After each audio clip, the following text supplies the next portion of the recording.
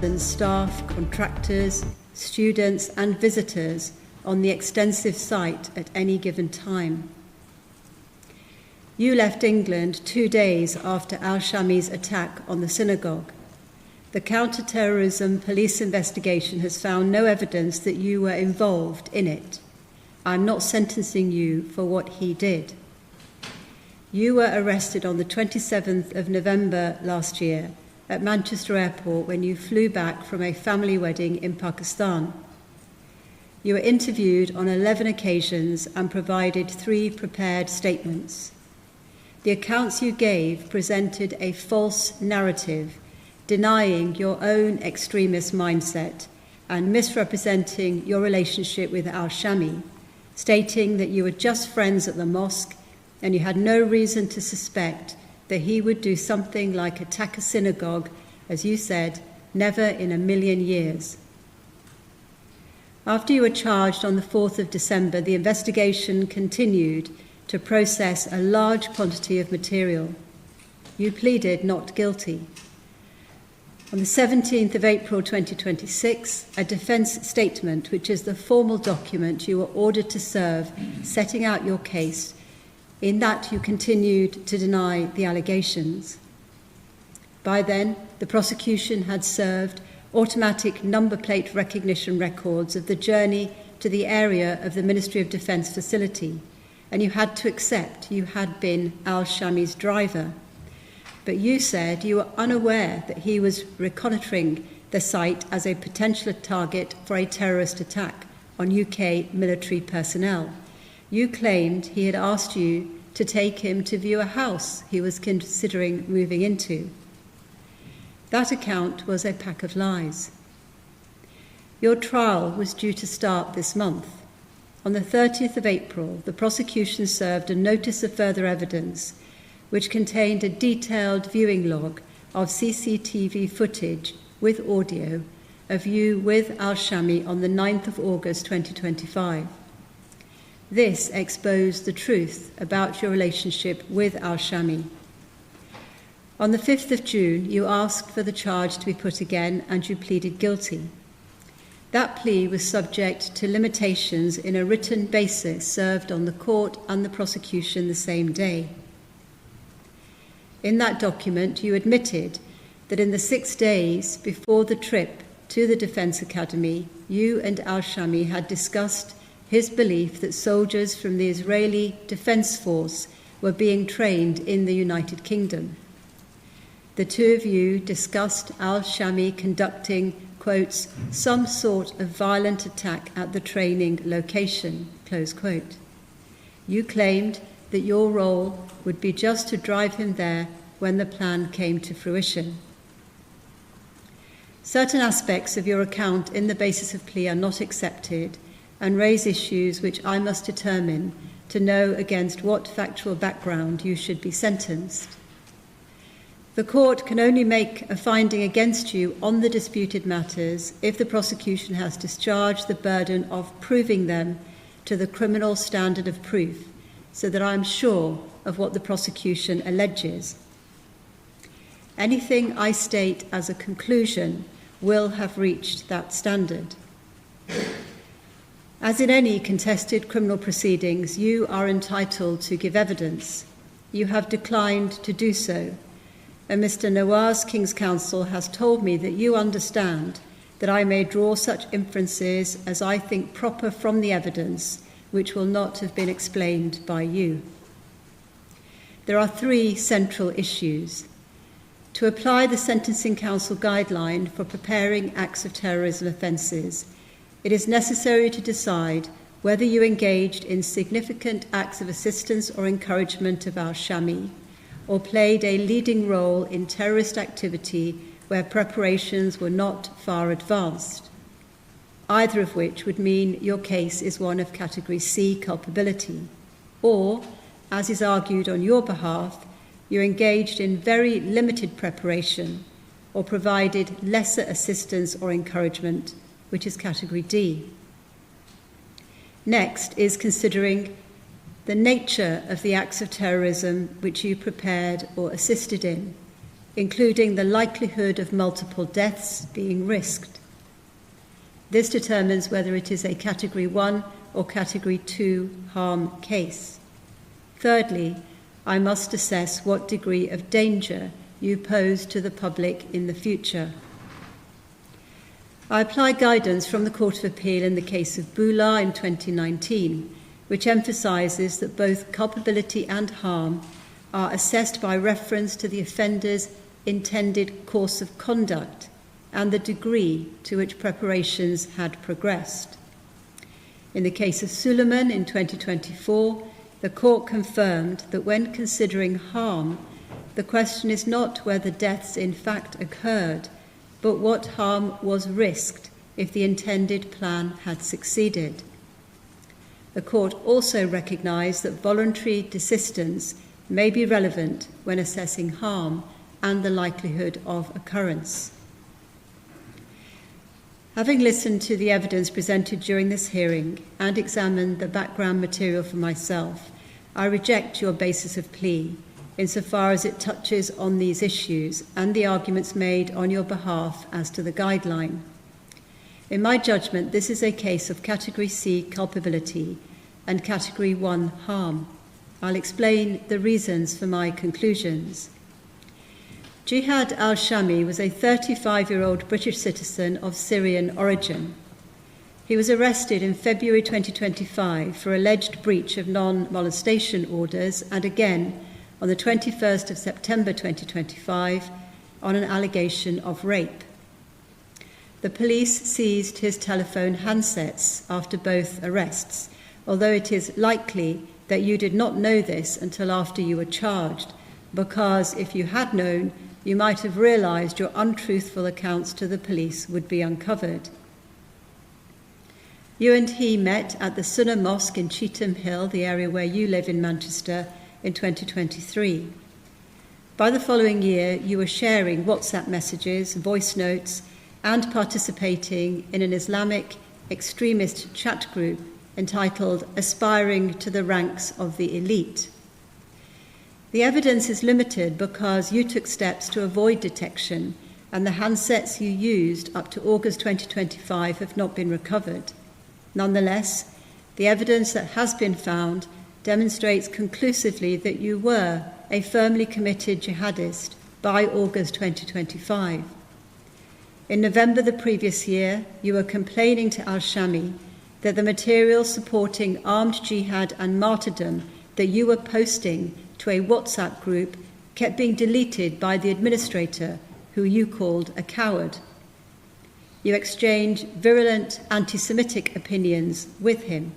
In voice notes sent to you in December 2024, Al-Shamie expressed his envy of the Mujahideen in Syria, and you responded that you had done research about a Salafi jihadist group operating in Syria called Hayat Tahrir al-Sham, HTS, which was proscribed in the United Kingdom at the time. You expressed a hope that they would be able to establish Sharia in Syria. You also told Al-Shamie that you had rejoiced watching videos of Syrian soldiers being beheaded. The Aspiring to the Ranks of the Elite group had been set up by Al-Shamie in September 2024, and it had 12 members. You sent over 2,000 messages to that chat group in 6 months. Many were about physical violence in the cause of jihad, including calls for persecution and murder. You told the group that the best Muslims are either in prison, on the front line, or in the grave. You exalted martyrdom.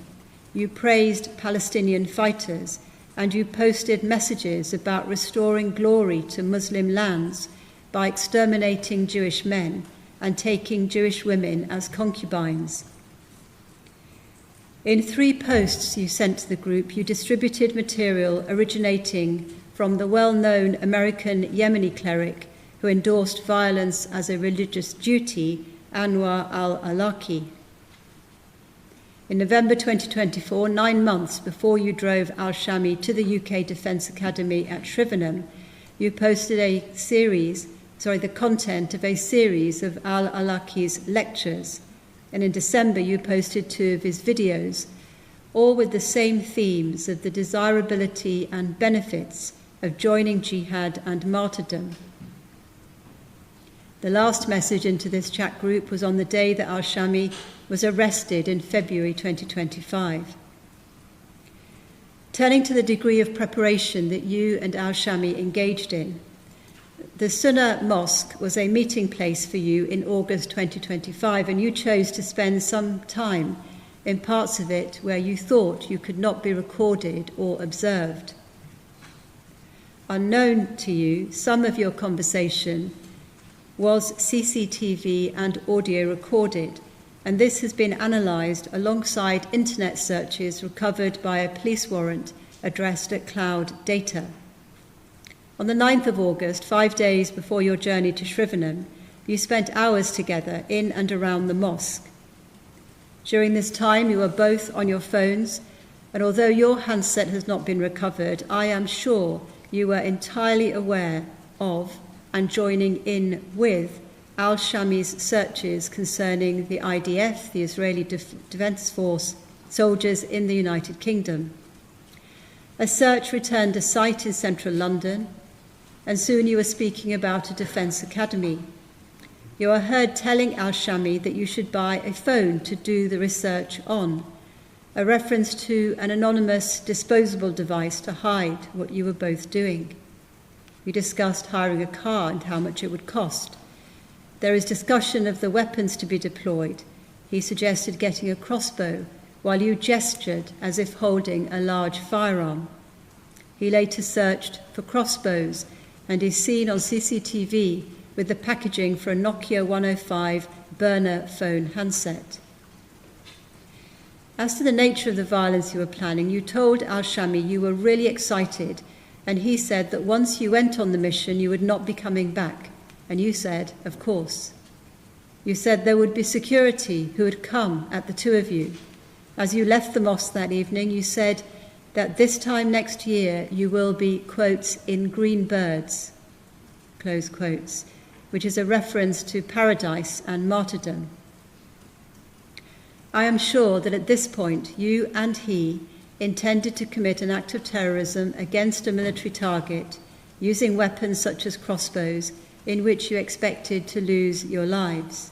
It was to have nationwide and international impact. On the 13th of August, Al-Shamie searched for the Defence Academy at Shrivenham on Google Maps. He also made more searches for a crossbow. That evening, you spent 40 minutes together in his car. You drove the car to Shrivenham the next morning, and it's likely that the 2 of you stopped for no more than 15 minutes at the MOD base.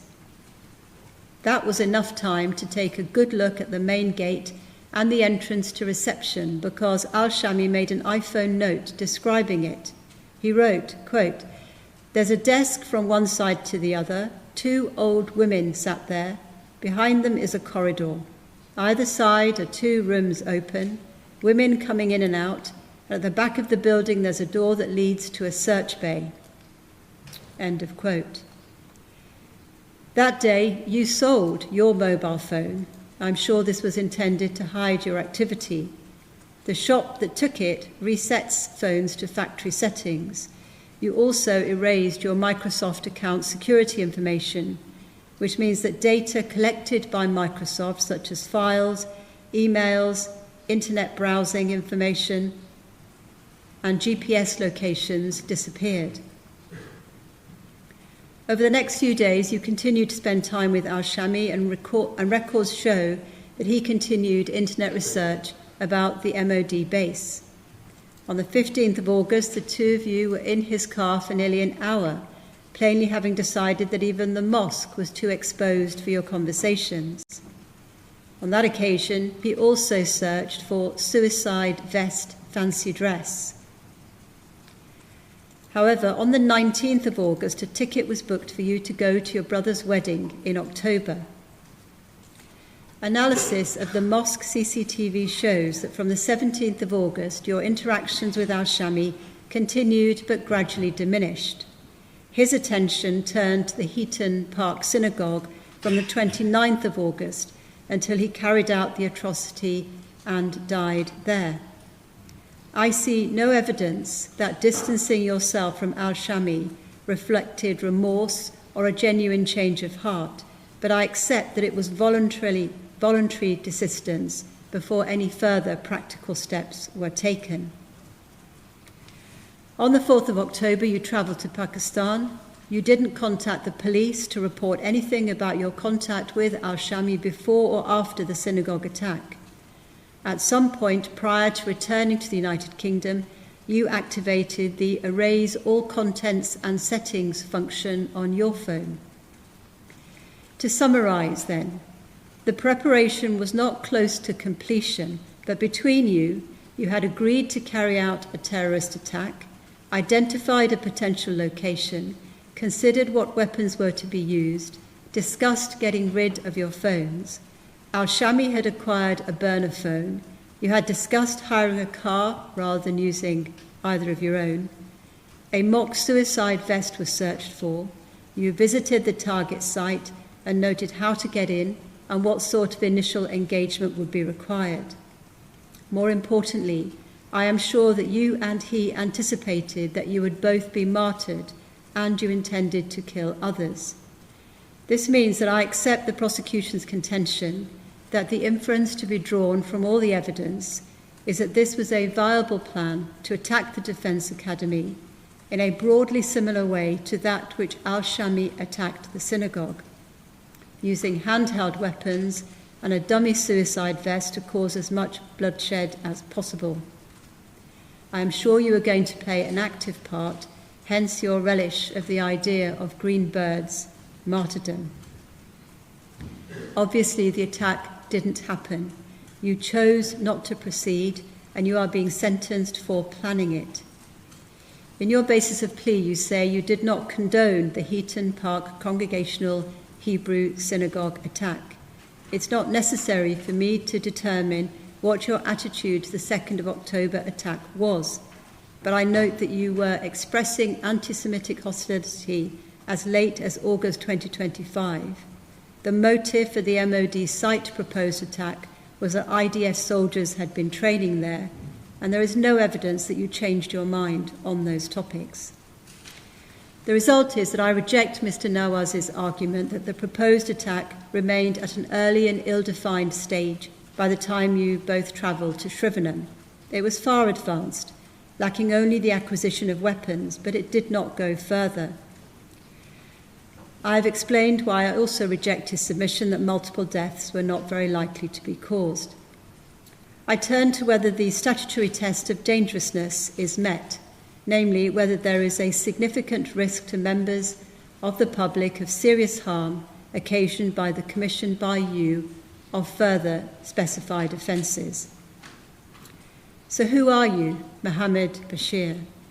You are 31, you have no previous convictions, you have a generally stable background, including supportive family relationships, educational attainment, and a history of employment with no financial problems. I have seen a bundle of eloquent references from family members and others who have known you for years. All of them praise your character. None of them would have expected you to have behaved in the way that you have admitted. You didn't let on to those closest to you that you had become an adherent of extreme Islamist ideology. I have the benefit of a full pre-sentence report. To its author, you attempted to minimise your conduct by describing it as curiosity, learning, bravado, and naivety. I reject that account as lacking credibility. I agree with the report's central conclusion that your behaviour reflected an ingrained mindset rather than a transient phase. As well as the records patched together during the investigation, in particular, I have viewed the footage of you with Al-Shamie on the 9th of August 2025, a man who went on within 6 weeks to carry out a deadly attack, and it's clear that you are both equally engaged in and enthusiastic about your plans.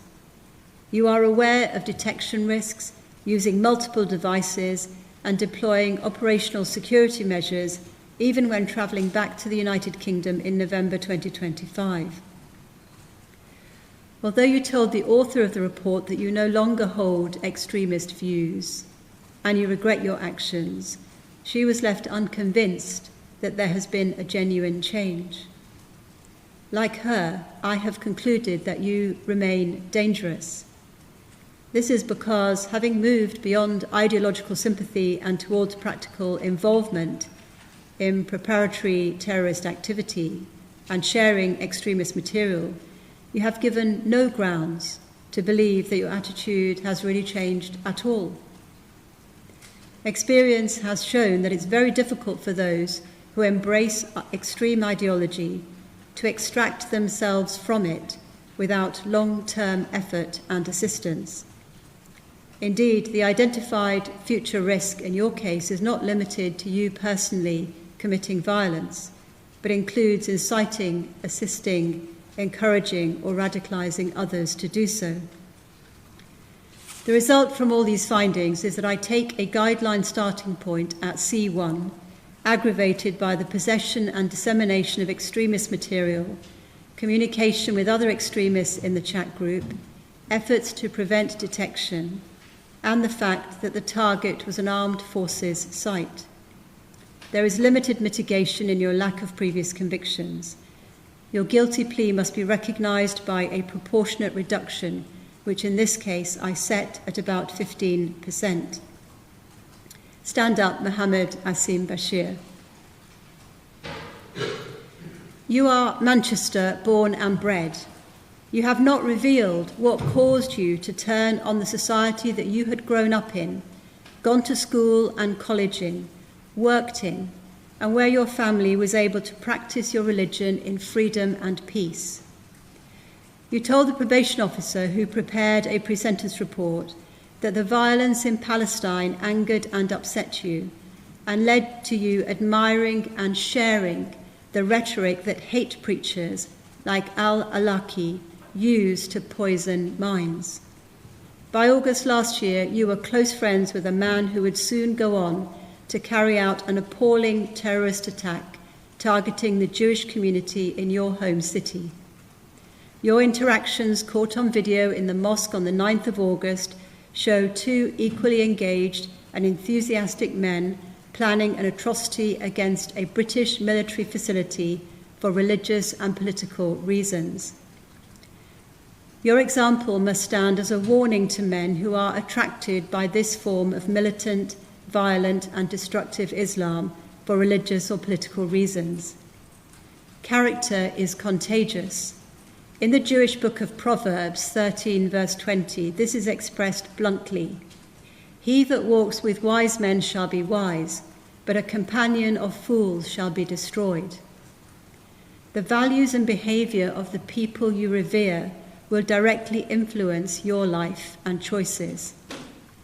I impose a serious crime prevention order as drawn up for 5 years after your release from custody. There will be no limit on the number of times the police may visit and inspect compliance with the restrictions on devices that the order imposes. The statutory surcharge applies. You are subject to mandatory terrorism notification requirements for the rest of your life. For planning to carry out a terrorist attack on the Ministry of Defence, Defence Academy at Shrivenham in August 2025, in which you and Jihad Al-Shamie expected to kill and be killed, the sentence must be life imprisonment. I impose a minimum term of 16 years and 135 days. This is a notional determinate sentence of 17 years, less the period you have spent on remand of 230 days. You will serve the whole of the minimum term before you can be considered for parole. If you are ever considered safe to be released, you will be on licence and liable to recall to prison for the rest of your life. Please go down now.